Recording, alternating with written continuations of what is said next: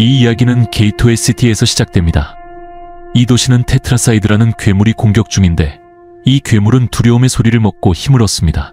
그래서 원더우먼은 모두가 아무 소리도 들을 수 없도록 마법을 걸어 도시 사람들을 청각 장애 상태로 만들었습니다. 이렇게 하면 테트라사이드가 두려움의 소리를 흡수하지 못하게 됩니다. 왜냐하면 테트라사이드가 방출하는 소리 자체가 두려움을 느끼게 만드는 원인입니다. 처음 이야기는 두 소녀가 글로 의사소통을 하는 장면으로 시작됩니다. 이 중 한 소녀는 나중에 원더우먼 신화에서 매우 중요한 인물이 될 예정입니다.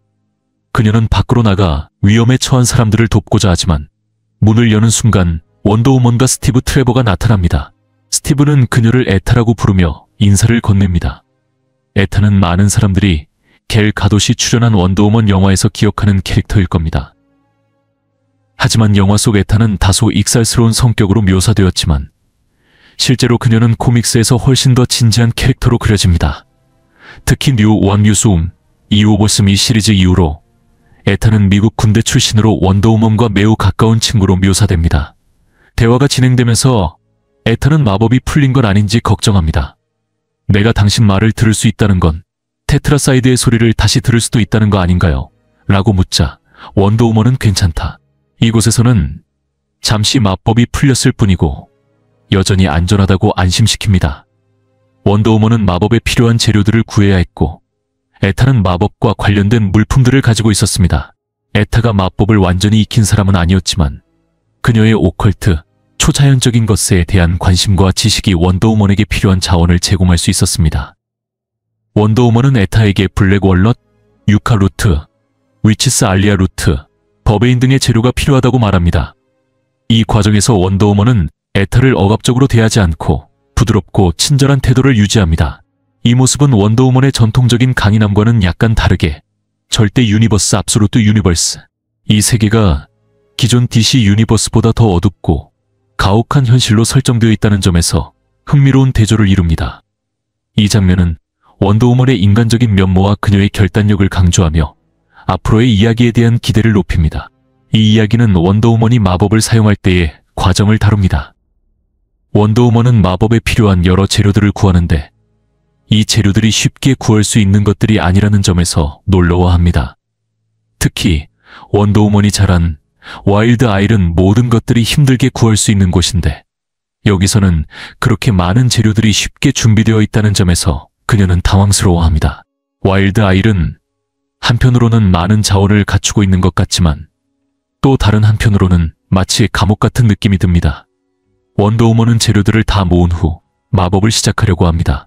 그러나 마법을 걸기 위한 과정은 그리 간단하지 않습니다. 마법에는 에타의 피와 그녀의 여동생 지아, 그리고 스티브 트레버의 피까지 사용됩니다. 그렇게 혈액이 포함된 마법 의식이 이루어집니다. 이야기는 그 후 헬스욕 영역에 있는 와일드 아일로 넘어갑니다. 여기서 제시된 장면은 원더우먼과 만난 적이 없는 세르시라는 캐릭터가 경험하는 비전과 관련이 있습니다. 세르시는 어떤 신비한 목소리로부터 비전을 받으며 그 목소리는 자신이 이 사건에 어떤 역할을 했다고 말합니다. 세르시는 그 목소리가 누구인지를 묻고 목소리는 자신이 세르시를 가장 사랑하는 제자라고 답합니다. 이 목소리의 정체는 헤카테라는 마법의 여신입니다. 헤카테는 DC 코믹스에서 강력한 마법의 신으로 알려져 있습니다. 여기서 중요한 점은 헤카테가 세르시에게 매우 중요한 역할을 할 것임을 암시한다는 것입니다. 또한 세르시는 원더우먼을 보호하기 위해 목소리의 계획을 따를 것이라고 예언됩니다. 이 대화에서 중요한 두 가지는 첫째로 헤카테라는 여신이 마법의 세계에서 매우 강력한 존재라는 것, 둘째로 세르시가 원더우먼을 보호하기 위해 결국 헤카테의 뜻에 따를 것이라는 것입니다. 이는 세르시가 원더우먼의 편에 서게 될 가능성을 암시합니다. 이 부분에 대해 더 잘 아는 사람은 헤카테와 관련된 DC의 마법 사용자들이 어디에 위치하는지 댓글로 알려주면 좋겠다는 말도 있습니다. 이 이야기는 신적인 존재들이 우주의 내부 구조에 대해 얼마나 방대한 지식을 가지고 있는지를 다룹니다. 이러한 존재들은 다차원 우주, 즉 멀티버스의 작동 원리까지도 잘 알고 있을 수 있습니다. DC 유니버스에서는 영웅들이 멀티버스를 여행하는 이야기를 자주 볼 수 있는데 최근 절대 권력 이벤트에서도 멀티버스를 넘나드는 이야기가 나왔습니다. DC에서 멀티버스 여행은 매우 자유롭게 다루어지며 그로 인해 이 신들 또한 멀티버스의 작동 방식에 익숙할 것입니다. 이 이야기는 특히 헤카테가 다크사이드가 했던 일들을 알고 있을 가능성에 대해 언급합니다. 다크사이드가 멀티버스를 여행하며 여러 사람들을 죽이고 능력을 훔치고 결국 절대 유니버스를 만든 사건을 언급하는 것입니다. 이 이야기가 진행되는 동안 영웅들은 이 현실을 끝내거나 고칠 방법을 찾고 있을지도 모릅니다. 이런 큰 그림을 한 번 더 되새기면 이야기가 더 흥미롭게 다가옵니다. 다시 세르시로 넘어가면 그녀는 비전들이 계속 나타나기 시작했다고 말합니다. 그리고 그 비전 속에서 다이애나가 어떻게 세상에서 고통과 인내를 겪으며 신들의 큰 계획 속에서 중요한 역할을 하게 될 것인지를 봅니다. 세르시는 다이애나의 사랑이 변화를 일으키고 희생과 고통을 담은 마법이 결합된 최초의 올가미를 만들 계획을 세웁니다. 이 올가미는 다이애나의 사랑처럼 변화를 일으키고 세르시의 사랑처럼 사람들을 갇히게 만든다는 암시를 줍니다. 그리고 나서 마법이 완료된 후 다이애나는 두 팔을 모두 회복하며 이렇게 말합니다. 이것은 고마워, 친구들. 내 힘은 완전히 돌아왔어. 너희에게 빚을 지고 있단다. 절대 잊지 않을 거야. 이 순간 다이애나는 매우 강력하고 결단력 있는 전사로 변합니다.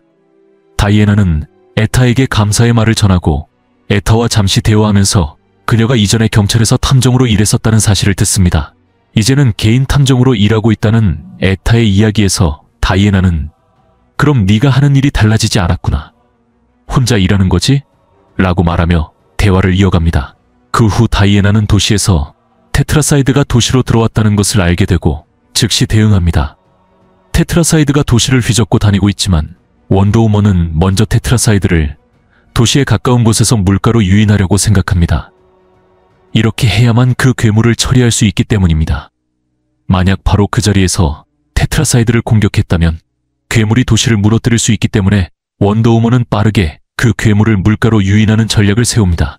이 장면에서 원더우먼은 단순히 적을 처치하는 것이 아니라 사람들의 생명을 지키는데 집중하는 모습을 보여줍니다. 건물들이 무너지고 무고한 사람들이 죽을 수도 있기 때문에 원더우먼은 적을 처치하는 방식에 있어서 무조건적인 힘을 사용하는 대신 생명을 보호하는 방향으로 나아가려 합니다. 그녀는 마법을 사용하여 아테나의 검을 꺼내는데 이 검은 말 그대로 엄청나게 큰 검입니다. 그녀는 마법을 걸어 검을 던지며 이 검이 필요한 어떤 것이 되라고 말하고 검이 던져지면 고통과 슬픔의 소리가 들려옵니다. 이 소리는 테트라사이드가 끌려오는 소리인데 이는 원더우먼이 마법의 대가를 치러야 한다는 것을 나타냅니다. 실패할 경우 이 소리들이 그녀의 이안문가 되어 그녀의 귀에 울려 퍼질 것입니다. 원더우먼은 다시 아테나의 검을 들고 나와 이 검이 어마어마하게 크다는 것을 확인합니다. 이 검은 300피트 정도 크기일 것으로 보이며 대자연의 힘을 가진 듯한 모습입니다. 원더우먼은 이 검을 가지고 테트라사이드의 머리를 정통으로 내리쳐서 처치합니다.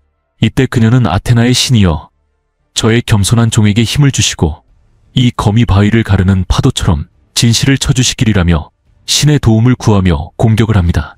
그 결과 테트라사이드는 완전히 처치되고 맙니다. 그 후 장면은 백악관으로 전환됩니다. 미국 대통령은 콜 사령관은 어디 있습니까? 라고 묻고 답변은 사령관은 아직 시민을 대피시키고 있습니다. 도시가 규모거리가 된 이후로 연락을 받지 못했습니다. 라고 합니다. 그리고 대통령은 칼, 당신은 국가안보보좌관이죠 라고 말하며 국가안보보좌관인 베로니카 칼에게 말을 겁니다. 베로니카 칼은 원더우먼의 라이벌로 그녀는 원더우먼의 폄하와 친절의 메시지를 전면 부정하며 원더우먼을 제거하고자 하는 인물입니다. 하지만 이제 칼은 단순한 사업가가 아닌 미국 대통령에게 직접 보고하는 국가안보보좌관이기에 원더우먼에게 위협적인 존재로 부각됩니다. 그녀는 미국의 군사력을 손쉽게 이용할 수 있고 이는 원더우먼에게 큰 위협이 됩니다. 원더우먼은 더 이상 단순한 비즈니스 타이쿤과 싸우는 것이 아니라 강력한 정부의 군사력을 가진 국가안보보좌관과 싸워야 하는 상황이 되었습니다. 이 이야기가 어떻게 진행될지 정말 기대됩니다.